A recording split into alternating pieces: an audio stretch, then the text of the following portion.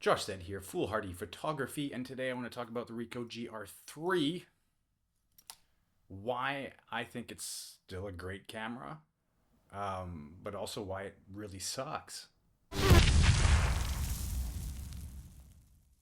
I purchased this camera basically a year ago because it's small, portable, it would fit in my pocket. It was the idea that I wouldn't have to carry so much anymore. Um, Not that I won't bring my other camera equipment around with me, but that at certain parts of my travels, I don't have to carry so much with me during the day. Not that if I have like a specific thing that I want to shoot, of course, then I prepare and then I carry the big stuff. But to have that carry, that walk around that you can just take around with you, it adds no weight to your daily ability to carry things. How you get tired when you have too much stuff that's on your back. I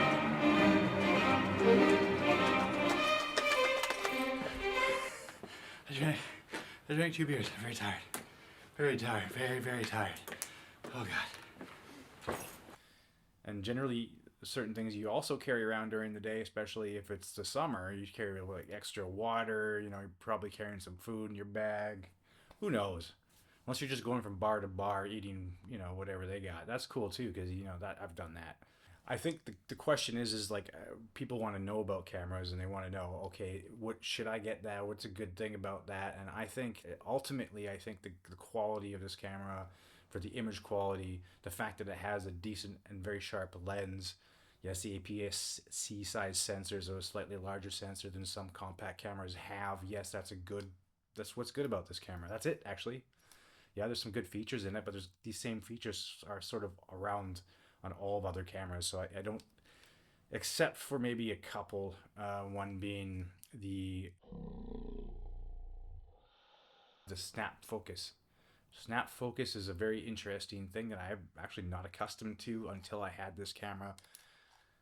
Which I sometimes just did anyways, but just by having a focus that I would keep, and then you know that's there with the depth of field you have and your lens and your camera, and you know it, and you just leave it there and you go around shooting. It has a macro mode, which I do use quite often, and I actually really do like the ability to quickly switch between macro mode when I come across something that's like, oh, okay, I need to get close up to that, and then switch to macro mode, and boom, fire.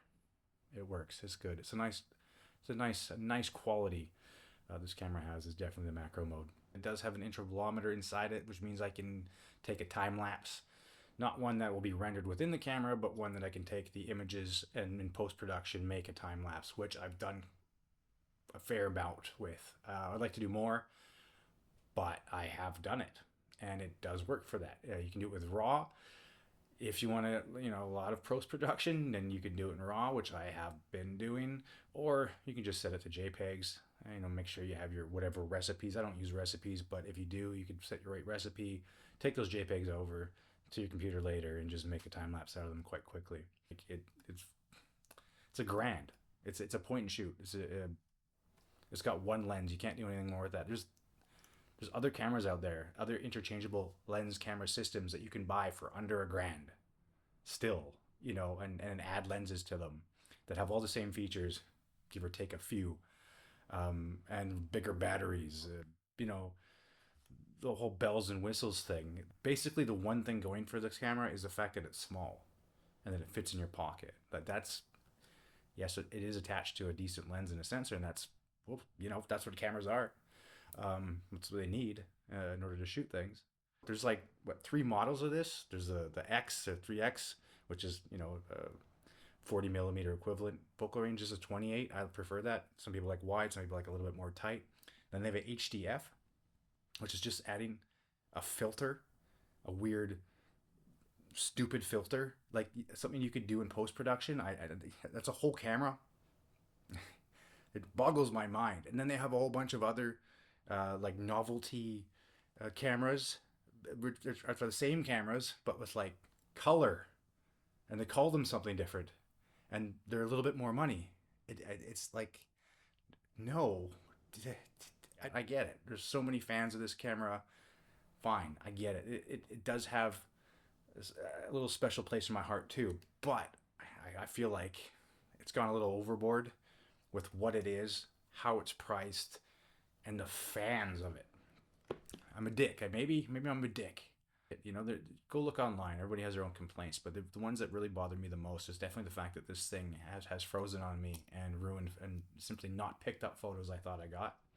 Yeah, the dust that gets in there. It's just annoying. Like, yeah, it hasn't really ruined any of my photos yet, but I find it really annoying that there's dust in there and I can't get it out. Like, unless I send it away or take it apart and risk destroying my camera, I just don't feel that that's satisfactory at all. I still use this camera. I still love taking it with me. You know, it does fit in your pocket. That's a cool thing. You know, I got it set like this. I can hide it. It's very concealable. Image quality is great. And the only way that I can ever really truly express, you know, the quality or the what it's capable of is simply showing you what I've captured with it. So